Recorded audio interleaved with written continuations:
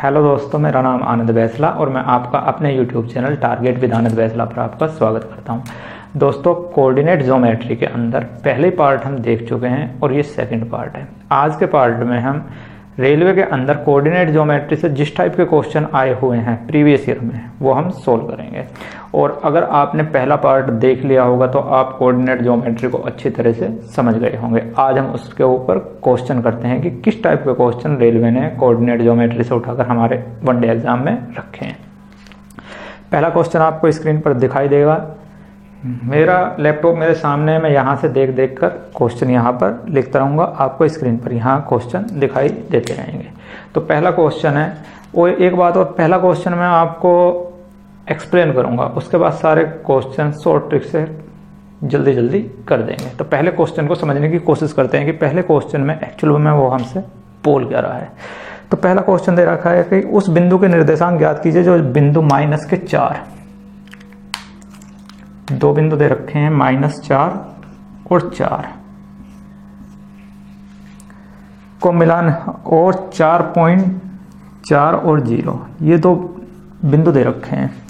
इनको मिलाने वाली रेखा मान लेते हैं, ये बिंदु ए है और ये बिंदु बी है। इन दोनों निर्देशांकों को मिलाने वाली रेखा को आंतरिक रूप से 3:1 के अनुपात में विभाजित करता है। यहाँ 3 और 1 के अनुपात में विभाजित करता है। और इसके निर्देशांक दे रखे हैं -4 4 और इसके निर्देशांक दे रखे हैं 4 और 0। रेशो जो दे रखा है 3 और 1 का दे रखा है। तो यहाँ के निर्देशांक हमें बताने हैं कि इस बिंदु के निर्देशांक बताओ जो इस रेखाखंड को 3 और 1 के अनुपात में विभाजित करता है। अब इस क्वेश्चन को देखकर आपको इतनी समझ आ गई होगी कि -4 4, अगर आपने मेरी पहली वीडियो देख रखी है जिसमें मैंने बेसिक से पूरा बता रखा है इसके बारे में डिटेल से कोऑर्डिनेट ज्योमेट्री के, तो उसमें आप इस कोऑर्डिनेट्स को देखते के साथ ही आपको पता चल गया कि -4 और 4 सेकंड कोऑर्डिनेट में, 4 और 0 एक्स अक्ष पे है, यानी कि फर्स्ट कोऑर्डिनेट में। ये बिंदु फर्स्ट कोऑर्डिनेट में एक्स अक्ष पर स्थित है कहीं पर, ये सेकंड कोऑर्डिनेट में है। इनको हमने मिलाया और एक रेखा बना दी। इस रेखा को ये पॉइंट 3:1 के अनुपात में विभाजित कर रहा है। तो हमें इस पॉइंट के निर्देशांक बताने हैं कि इसके निर्देशांक क्या होंगे। इसके लिए मैंने आपको एक फॉर्मूला बताया था कि x बराबर क्या होगा, यहाँ के निर्देशांक क्या मान लेते हैं, x और y। तो x बराबर क्या होगा, m2x1 plus m1x2 upon m1 plus m2। y के निर्देशांक क्या हो जाएंगे, m2y1 plus m1y2 upon m1 plus m2। मैं फॉर्मूला से पहले इस क्वेश्चन को कर रहा हूँ, फिर बिना फॉर्मूला इनको कैसे करेंगे वो भी मैं बताऊंगा। अभी रख लीजिए वैल्यू, ये m1, ये m2, ये x1 y1, x2 y2 उठा के यहाँ पे रखिए। m2 की जगह क्या रखेंगे, 1 मल्टीप्लाई, x1 की जगह क्या रखेंगे, -4 प्लस m1 की जगह कितना रखेंगे, 3 मल्टीप्लाई, x2 की जगह कितना रखेंगे, 4 और अपॉन m1 कितना है हमारा 3 प्लस m2 कितना है 1। सोल्व करेंगे तो 4 3 12 में से 4 गए 8 और बटे 3 और 1 4, कितने बार कट जाएगा, 2 बार। तो x की वैल्यू क्या आ गई, 2। अब हम ऑप्शन देखते हैं तो हमारा सिर्फ एक ही ऑप्शन बी ऑप्शन ऐसा है जिसमें x की वैल्यू 2 आ रही है। तो ऑप्शन नंबर बी हमारा ठीक हो जाएगा, आगे सोल्व करने की भी जरूरत नहीं है। लेकिन अगर आगे सोल्व करना है, पूरा सोल्व करना है, y की वैल्यू निकालनी है, तो y के लिए m2 कितना हो जाएगा हमारा 1 multiply y1 4 plus m1 3 multiply y2 0 upon 3 plus 1, 4 एकम 4, 4 बटे 4 यानी कि क्या आ जाएंगे 1। तो इस बिंदु के जो निर्देशांक आएंगे तो ये आ जाएंगे 2 और 1, यानी कि ये बिंदु इस रेखा को 3:1 के अनुपात में विभाजित करते हैं। जो रेखा सेकंड कोऑर्डिनेट से कहाँ जा रही है, एक्स एक्स पर, यानी कि फर्स्ट कोऑर्डिनेट पे जा रही है। ये तो हो गया इसका डिटेल। उम्मीद करता हूँ कि ये बात आपकी समझ में आई होगी। अब सारे के सारे क्वेश्चन शॉर्ट से करेंगे और बहुत जल्दी करेंगे, क्योंकि वीडियो ज़्यादा लंबी नहीं करेंगे, बहुत जल्दी जल्दी ये क्वेश्चन हम निपटा देंगे। शॉर्ट से इनको कैसे करेंगे वो देख लेते हैं।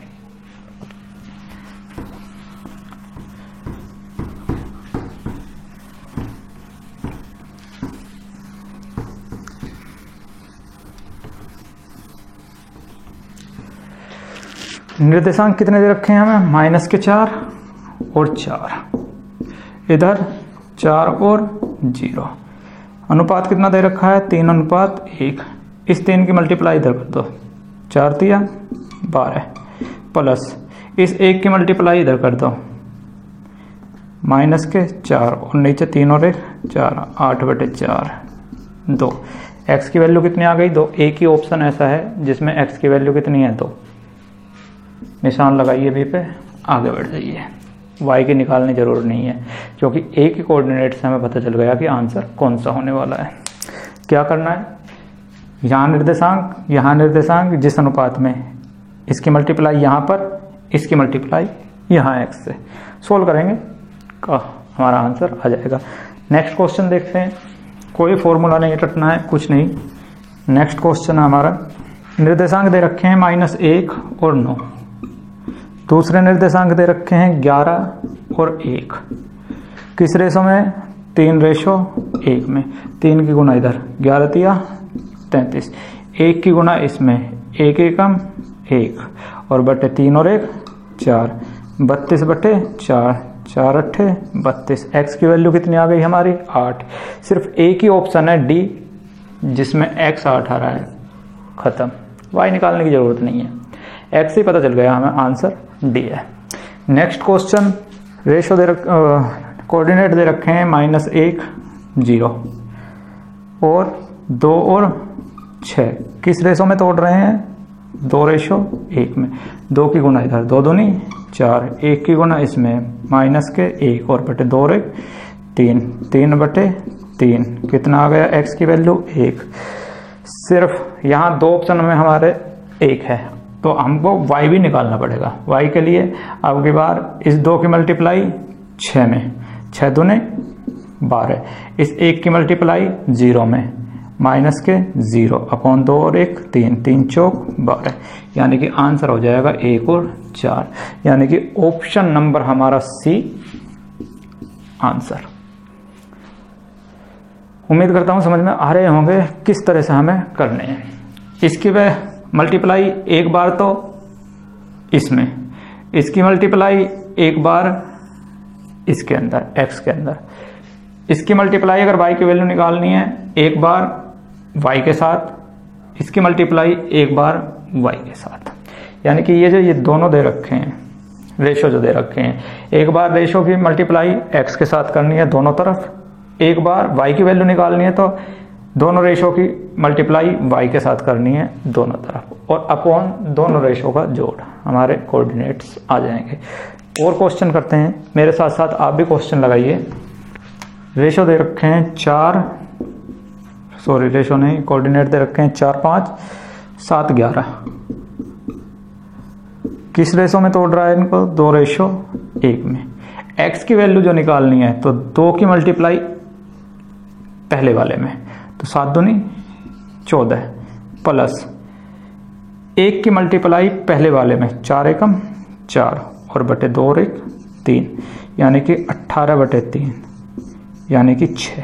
x की वैल्यू कितनी आ गई, 6।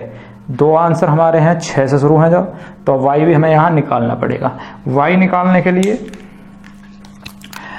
2 की मल्टीप्लाई अब की बार y के साथ कर देते हैं, तो 11 दूनी 22 प्लस 1 की मल्टीप्लाई 5 के साथ कर देते हैं, 5 एकम 5 और बटे 2 और 1 3, यानी कि 27/3, यानी कि 9।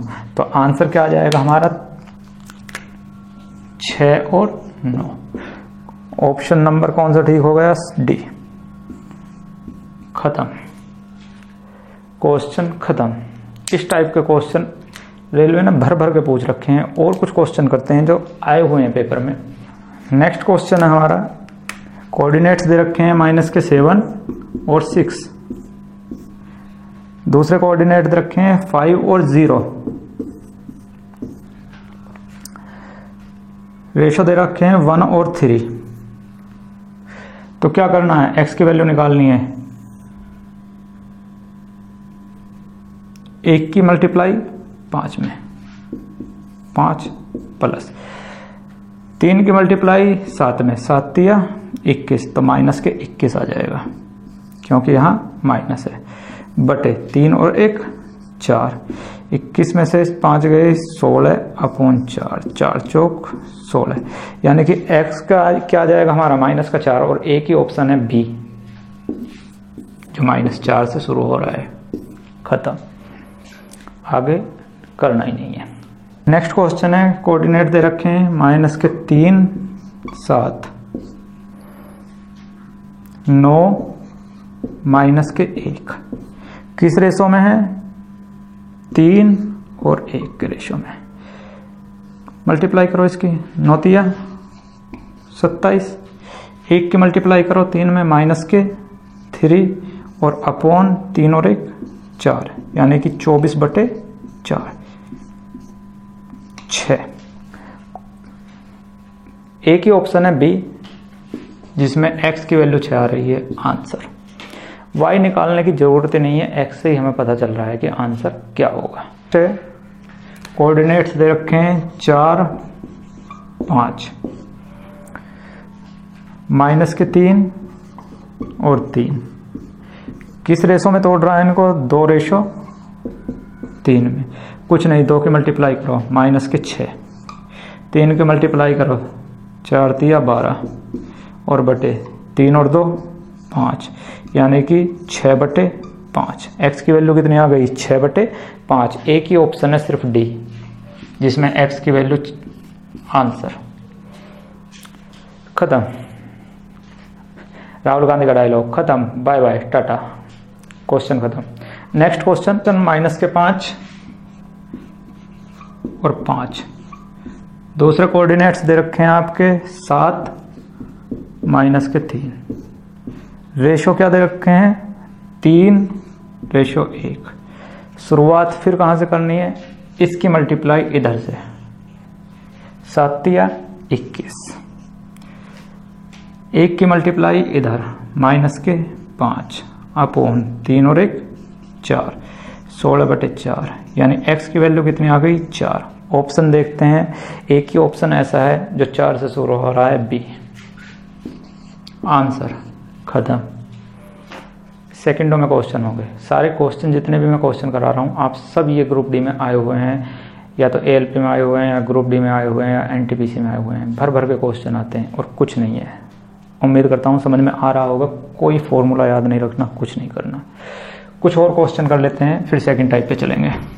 नेक्स्ट क्वेश्चन थोड़ा टेक्निकली दे रखा है, आरपीएफ में आया हुआ है, कांस्टेबल के में। बहुत अच्छा क्वेश्चन दे रखा है।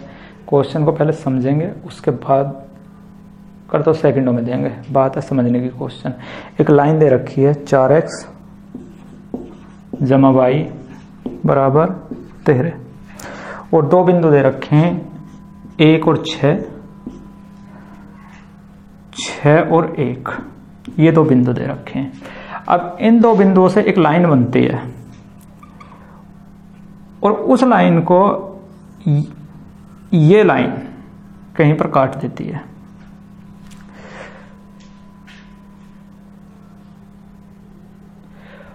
यहां पर ये इन बिंदुओं को काट देती है।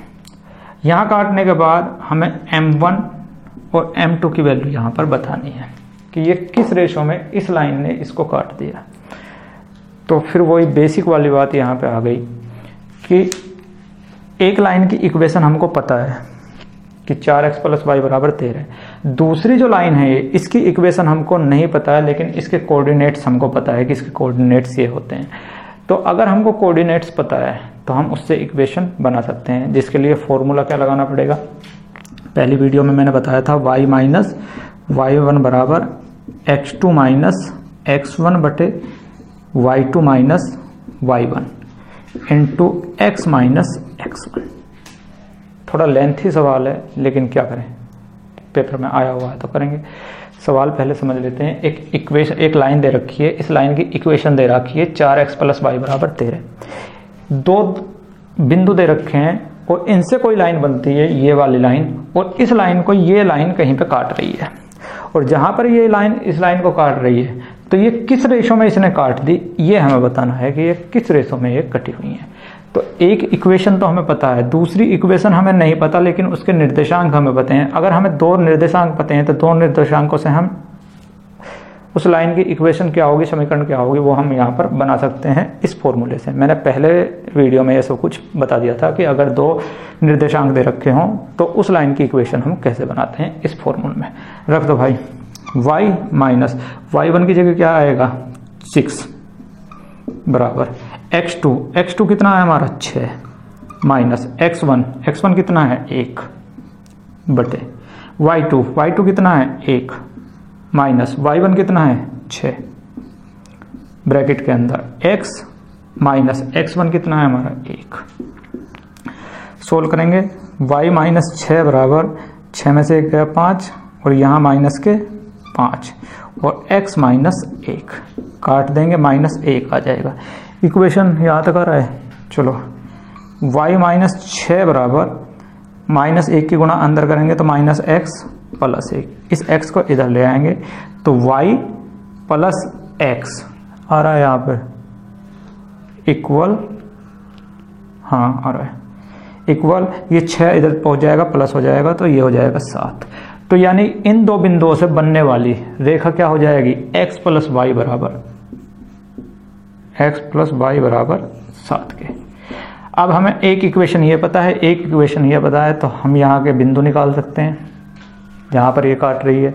मैंने बताया था कि दो इक्वेशन अगर हमें पता हो तो दोनों को सोल्व कर देते हैं तो उनके कटान बिंदु आ जाते हैं। तो एक इक्वेशन ये हो गई, एक इक्वेशन ये इक्वेशन हमें पहले ही दे रखी थी, ये इक्वेशन हमने इन बिंदुओं से बना ली।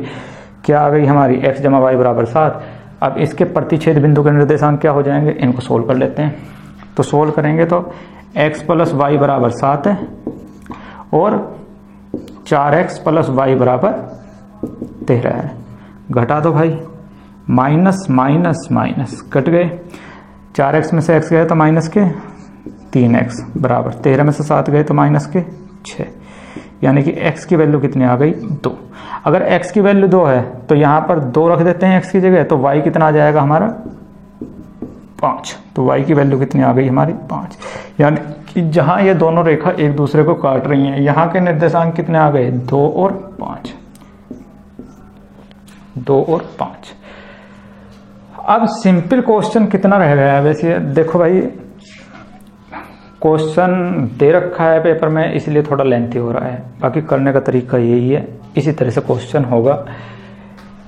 यहाँ के निर्देशांक हमें पता लग गई 2 और 5 है। अब अगर मैं इसको शॉर्ट में लिखूँ तो ये क्वेश्चन इस तरह से हो गया कि ये A पॉइंट है, ये B पॉइंट है। A के निर्देशांक हैं वो कितने हैं 1 और 6, B के जो निर्देशांक है वो कितने हैं 6 और 1, और जहां पर ये रेखा इनको काट रही है ये सी, यहाँ के निर्देशांक कितने आ गए हमारे 2 और 5। ये M1 मान लेते हैं और ये क्या मान लेते हैं M2। M1 और M2 का रेशो ही हमें निकालना है कि M1 और M2 का रेशो कितना है। अब यहाँ से उल्टा कर देंगे, अभी तक हम M1 M2 का रेशो वो ये निर्देशांक निकालते थे x और y, अब की बार M1 और M2 निकालेंगे। कैसे निकालेंगे कि हमें पता है कि x बराबर क्या होता है हमारा M2x1 plus M1x2 upon M1 plus M2। रख दो भाई, x की जगह क्या रख देंगे 2 बराबर M2 हमें नहीं पता, ऐसा कैसा ही x1 कितना हो जाएगा हमारा 1 प्लस M1 हमें नहीं पता, x2 कितना हो जाएगा 6 बटे M1 plus M2 cross multiply 2M1 plus 2M2 बराबर M2 प्लस 6M1। इसको इधर ले जाओ, इसको इधर ले आओ, तो 2M1 जब इधर जाएगा तो 6M1 में से 2M1 चले जाएंगे तो 4M1 बराबर ये इधर आ जाएगा तो ये हो जाएगा हमारा M2 को इधर ले आओ तो m1 बटे m2 बराबर क्या हो जाएगा 1/4 या 1:4। तो m1 और m2 का रेशो कितना हो जाएगा 1:4 और ऑप्शन नंबर डी हमारा ठीक हो जाएगा। लेंथी क्वेश्चन है, आरपीएफ कांस्टेबल में आया हुआ है। करने का तरीका यही है, एक दो क्वेश्चन ऐसे आ जाते हैं जिनमें हमको टाइम टेकिंग होते हैं, उन्हीं क्वेश्चंस में से ये एक है।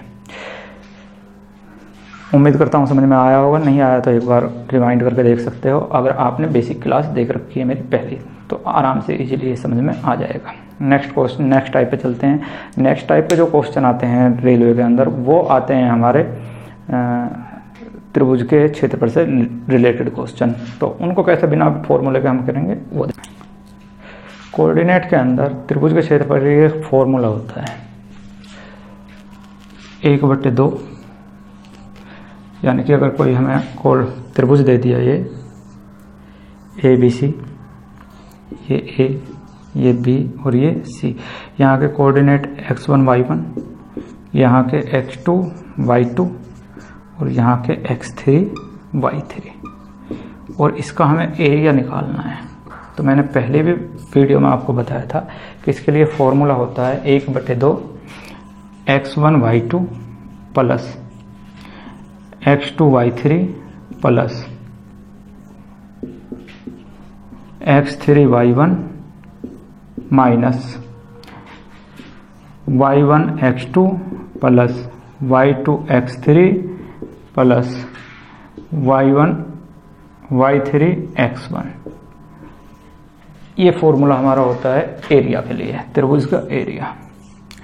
अब या तो आप इस फॉर्मूले को याद कर लीजिए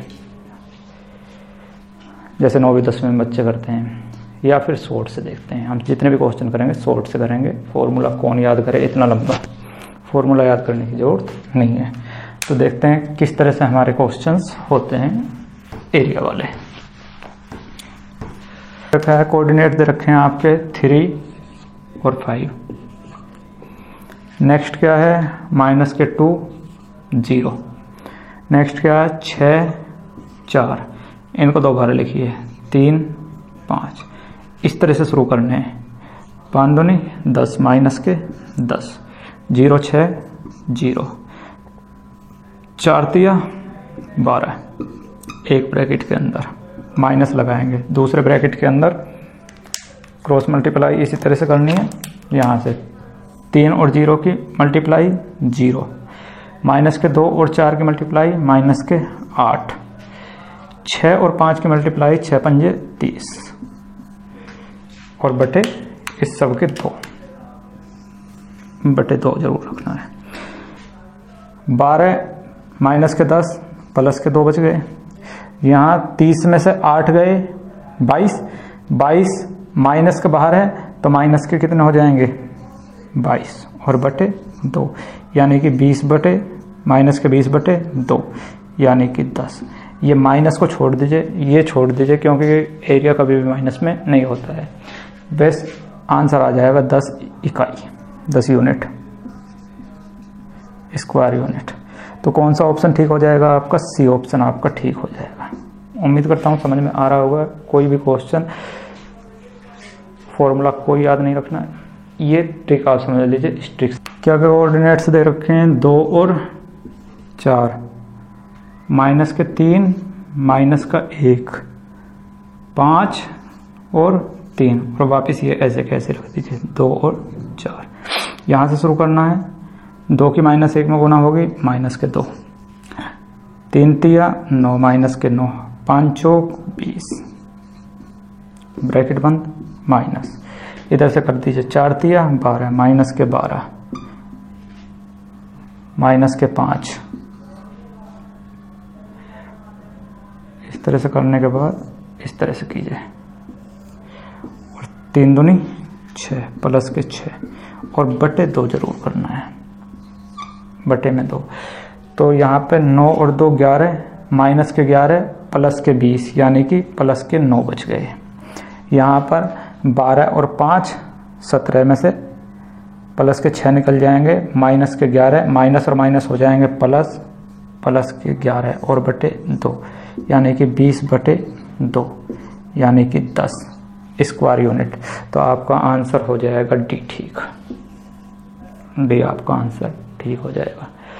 कोई फॉर्मूला नहीं रखना, सिर्फ इस तरह से आप कोऑर्डिनेट्स ऊपर नीचे रखोगे, क्रॉस मल्टीप्लाई करोगे, आंसर आ जाएगा। ये क्वेश्चन अब की बार भी एनटीपीसी में आया था, ये वाला क्वेश्चन जो मैं अब करा रहा हूँ।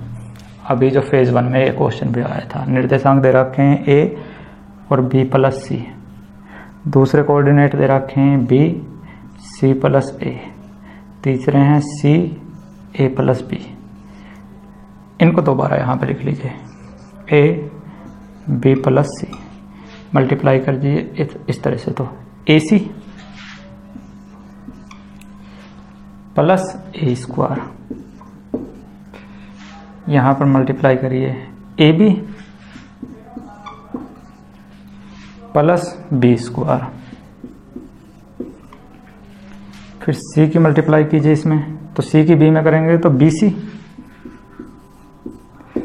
प्लस सी की सी में करेंगे तो सी स्क्वायर, एक ब्रैकेट के अंदर तो ये आ जाएंगे, माइनस दूसरे ब्रैकेट के अंदर इधर से कीजिए, बी की इसमें करेंगे तो B square plus B C bracket के अंदर, सी की इसमें करेंगे तो सी स्क्वायर प्लस ए सी, ए की इसमें करेंगे तो ए स्क्वायर प्लस ए बी, और इसके बटे में सबके क्या आ जाएगा हमारा 2। अब जब इस ब्रैकेट के बाहर माइनस है और जब ब्रैकेट खोलेंगे तो अंदर के साइन क्या होंगे, पलट जाएंगे। जब साइन पलट जाएंगे तो जो प्लस है ये सारे के सारे क्या हो जाएंगे, माइनस, ये भी क्या हो जाएगा माइनस, ये भी क्या हो जाएगा माइनस, यहाँ भी माइनस, और मेरे प्यारे दोस्तों यहाँ भी माइनस। जब ये माइनस हो जाएंगे तो यहाँ ए सी प्लस है, ए सी माइनस है, कट गया, ए स्क्वायर प्लस है, ए स्क्वायर माइनस है, ए बी प्लस है, ए बी माइनस है, बी स्क्वायर प्लस है, बी स्क्वायर माइनस है, बी सी प्लस है, बी सी माइनस है, सी स्क्वायर प्लस है, सी स्क्वायर माइनस है, कट के सब कुछ क्या आ जाएगा 0। तो आंसर क्या हो जाएगा हमारा 0, यानी कि ऑप्शन नंबर बी हमारा एक्यूरेट आंसर हो जाएगा। उम्मीद करता हूँ ये चीज़ समझ में आ रही होगी कि किस तरह से हम बिना फॉर्मूला यूज़ किए इन क्वेश्चंस को हम कर सकते हैं। कुछ क्वेश्चंस और करते हैं, कुछ अलग टाइप के क्वेश्चंस दे रखे हैं। ए के कोऑर्डिनेट्स जो दे रखे हैं वो क्या दे रखे हैं, 1 और 1। बी के कोऑर्डिनेट्स जो दे रखे हैं वो दे रखे हैं -2 और 7। सी के जो कोऑर्डिनेट्स दे रखे हैं वो दे रखे हैं 3 और -3। और हमसे जो वैल्यू निकलवा रहा है वो निकलवा रहा है 1/AB plus 1/BC plus 1/CA। ये वैल्यू हमसे इस क्वेश्चन के अंदर निकलवा रहा है। अब इस AB का मतलब क्या है, इन दो बिंदुओं के बीच की दूरी। इस AB का क्या मतलब है कि इन दो बिंदुओं के बीच की दूरी, और दो बिंदुओं के बीच की दूरी का फॉर्मूला मैंने आपको बताया था। तो AB की वैल्यू क्या हो जाएगी, दो बिंदुओं के बीच की दूरी का फॉर्मूला क्या था, x2 माइनस x1। तो x2 क्या है हमारा -2, माइनस x1 कितना है -1 का whole square, plus y2 7 minus y1 1 का होल स्क्वायर। सोल्व करेंगे, 2 और 1 3, -3 का स्क्वायर करेंगे 9, 7 में से 1 जाएगा 6, 6 का स्क्वायर करेंगे 36, 36 और 9 45, यानी कि रूट में 45। रूट 45 को क्या लिख सकते हैं हम, 9 पंजे 45, यानी कि 3√5। ए बी की वैल्यू कितनी आ जाएगी, 3√5 आ जाएगी। बी सी निकालते हैं, फॉर्मूला लगाना पड़ेगा। अब की बार x2 क्या हो जाएगा, 3 माइनस और माइनस प्लस 2 का होल स्क्वायर प्लस -3 और -7 का होल स्क्वायर, 3 और 2 5, 5 का होल स्क्वायर 25 प्लस 7 और 3 10, -10 का होल स्क्वायर 100, यानी कि 100 रूट में 125। 125 को क्या लिख देंगे, 25 पंजे 125, यानी कि 5√3, 5√5 BC की वैल्यू कितनी आ गई हमारी, 5√3। 5 आ गई। इसी तरह से हम यहाँ ऊपर कर देते हैं, सी ए की वैल्यू निकालनी है। सी ए की वैल्यू क्या हो जाएगी, 3 माइनस 1 रूट के अंदर, तो 3 में से 1 गया 2 और 2 का स्क्वायर कितना हो जाएगा 4। 3 माइनस 1 2, 2 का स्क्वायर कितना हो जाएगा, 1 मिनट जस्ट, ये माइनस है, -3 और -1 -4 और 4 का स्क्वायर कितना हो जाएगा 16। तो 16 और 4 20 और 4 पंजे 20 यानी कि 2√5। तो सी ए की वैल्यू कितनी आ जाएगी 2√5 रख दीजिए यहाँ पर। 1/AB की जगह कितना आएगा हमारा 3√5 प्लस BC की जगह कितना आएगा हमारा 5√5 प्लस CA की जगह कितना आएगा हमारा 1/2√5। √5 इस सारे से कॉमन ले लेते हैं बाहर, यहाँ पर 1/√5। तो यहाँ से √5 खत्म हो गया, यहाँ से √5 खत्म हो गया और यहाँ से भी √5 खत्म हो गया। सब कहाँ पहुँच गए, बाहर पहुँच गए। एलसीएम लेंगे तो 5 या 15 30, एलसीएम कितना आ जाएगा 30। तो यहाँ पर 10 प्लस 6 प्लस 15 और 1/√5 साथ में चली रहा है, 31/30, 31/30 √5। अब हम √5 को नीचे, कोई भी संख्या हम बटे में नहीं छोड़ सकते, तो इस √5 को खत्म करने के लिए ऊपर भी √5 से गुना और नीचे भी √5 से गुना। तो √5 और √5 क्या हो जाएंगे 5 और 5 की मल्टीप्लाई जब 30 में होगी तो आंसर आ जाएगा हमारा 31/150 √5। यानी कि ऑप्शन नंबर आपका कौन सा ठीक हो जाएगा इसमें, ए। तो ऑप्शन नंबर ए आपका इसका आंसर हो जाएगा। इस टाइप के भी क्वेश्चन आए हुए हैं, तो उम्मीद करता हूँ ये क्वेश्चंस आपकी समझ में आ रहे होंगे। एक बार खुद भी निकालिए प्रीवियस ईयर वो उठा के और आप इजीली ये क्वेश्चन कर पाओगे। नेक्स्ट क्वेश्चन में पूछ रहा है हमारा, कोई ट्रायंगल दे रखा है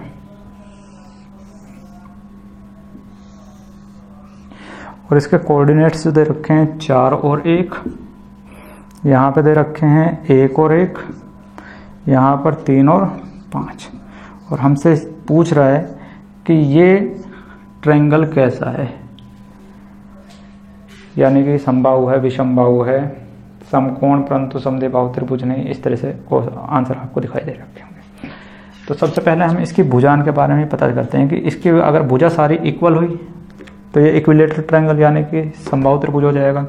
अलग अलग हुई विषमबाहु हो जाएगा। 2 एक से ऐसी हो गई तो समद्विबाहु हो जाएगा। तो देखते हैं कैसी है।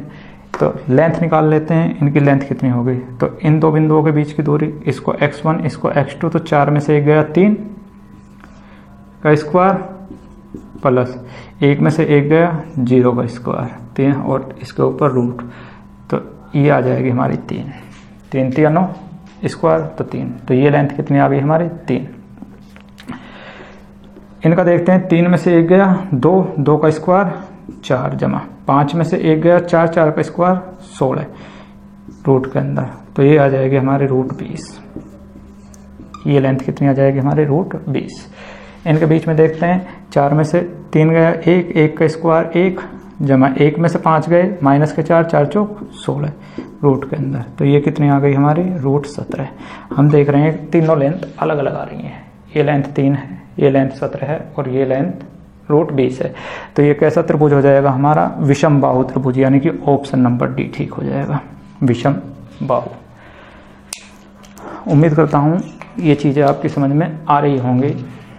समीकरण दे रखी है 6x - 3y, 6x - 3y plus 10 बराबर 0। दूसरी दे रखी है 2x प्लस -y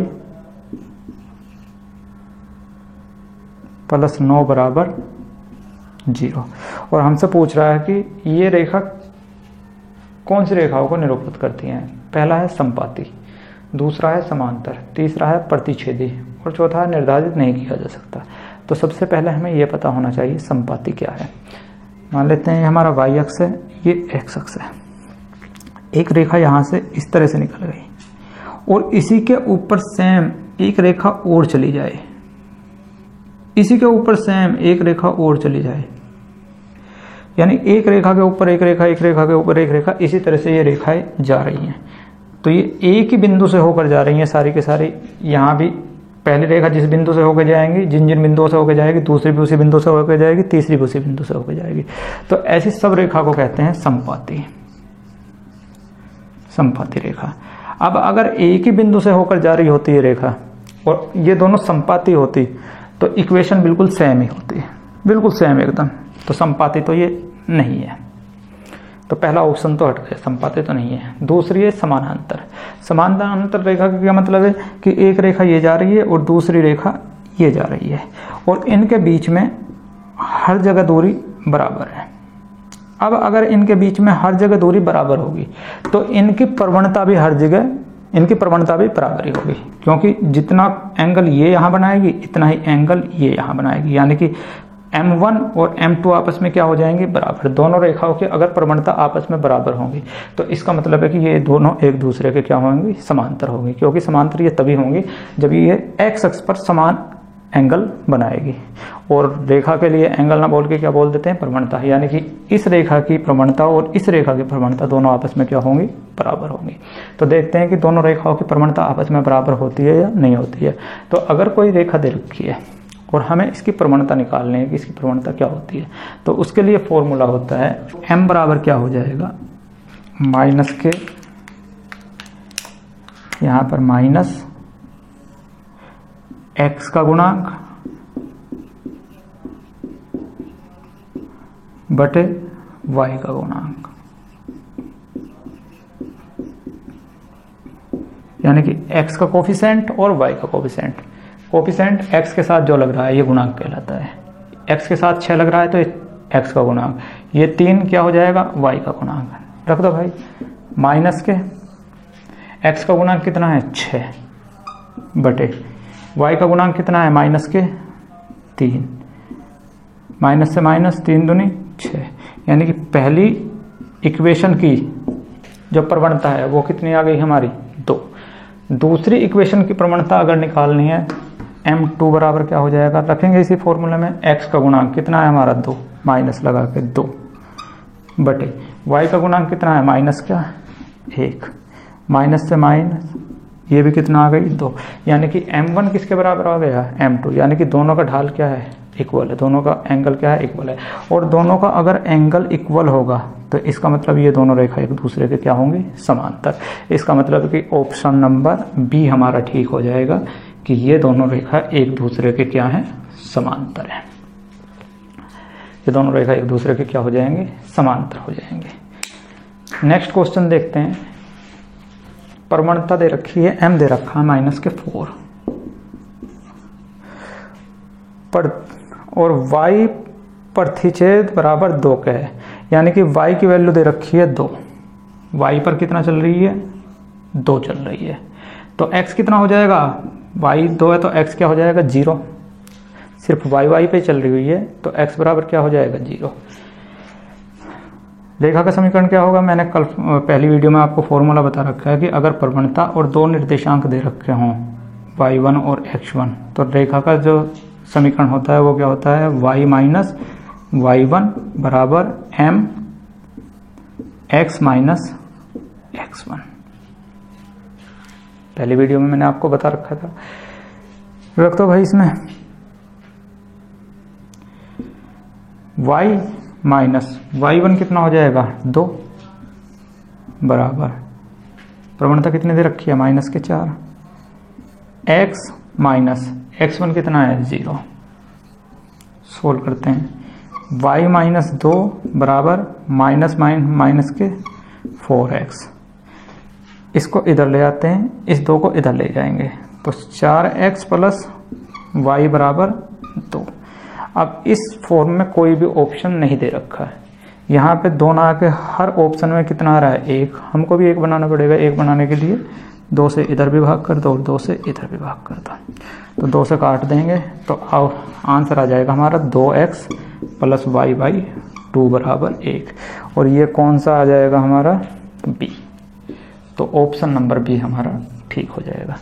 तो मैंने जितने भी आपको फॉर्मूले पहली वीडियो में बताए थे उनसे रिलेटेड क्वेश्चन यहाँ पर आ रहे हैं, इसीलिए मैंने पहली वीडियो सिर्फ बेसिक के लिए बताई थी कि ये ज्योमेट्री एक्चुअल में होती क्या है, कैसे हम इसका यूज़ करते हैं, इसके फॉर्मूले हम कैसे लगा पाते हैं। नेक्स्ट क्वेश्चन देखिए, बड़ा अच्छा क्वेश्चन दे रखा है कि दो सीधी रेखाएं हैं x - 5y बराबर 2 और x + 2y बराबर 9 बिंदु A पर एक दूसरे को काटते हैं और क्रमशः B और C बिंदु पर धनात्मक x अक्ष काटते हैं। यानी कि ये हमारा y अक्ष हो गया और ये हमारा x अक्ष हो गया।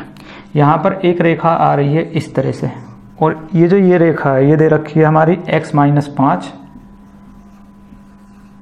y बराबर 2, और एक रेखा इधर से आ रही है, ये जो ये रेखा है ये दे रखी है हमारी x = 2y बराबर 9, और फिर ये रेखाएं आगे बढ़ के यहाँ B और C पे x अक्ष को भी काट देते हैं। यहाँ एक दूसरे को काट रहे हैं और आगे चलकर x अक्ष को B और C पे काट देते हैं। इस बिंदु को क्या मान लेते हैं हम A। तो यहाँ पर हमारा एक ये ट्रायंगल बन गया, और इस ट्रायंगल का ही हमें एरिया निकालना है कि इस ट्रायंगल का एरिया क्या होगा।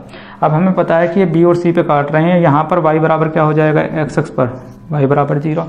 अगर y बराबर 0 हो जाएगा तो यहाँ पर हमें यहाँ के x की वैल्यू ज्ञात करनी है कि यहाँ पर x क्या होगा, यहाँ पर x क्या होगा।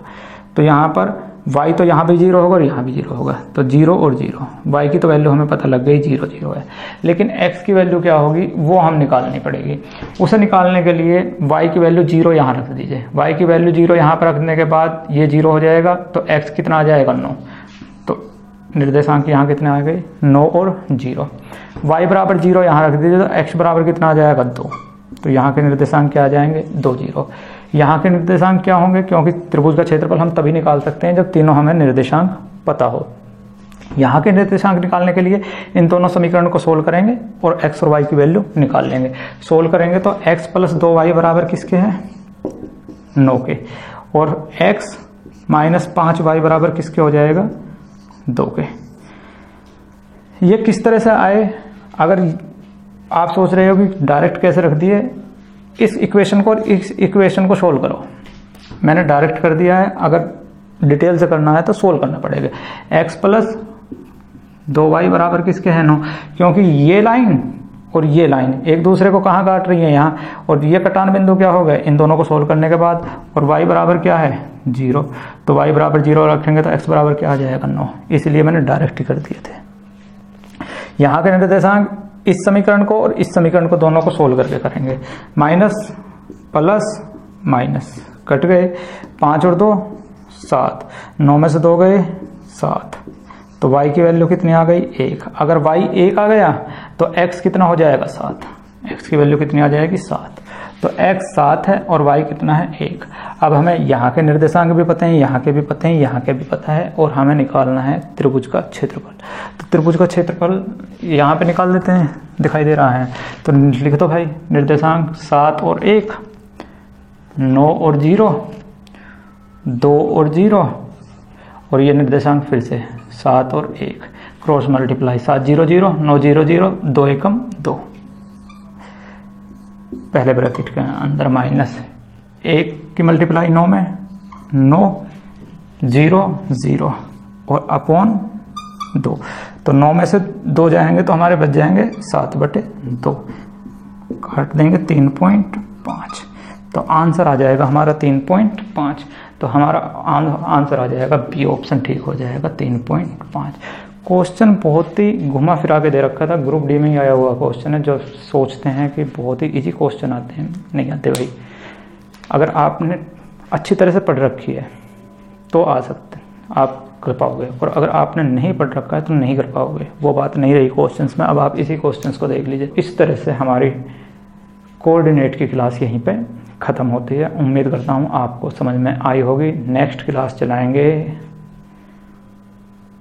देखते हैं कोई अच्छा सा टॉपिक, क्योंकि कराना तो मुझे सबका सारा का सारा ही है, जितने भी आ रही हैं क्वेश्चन आ रहे हैं यहाँ पर।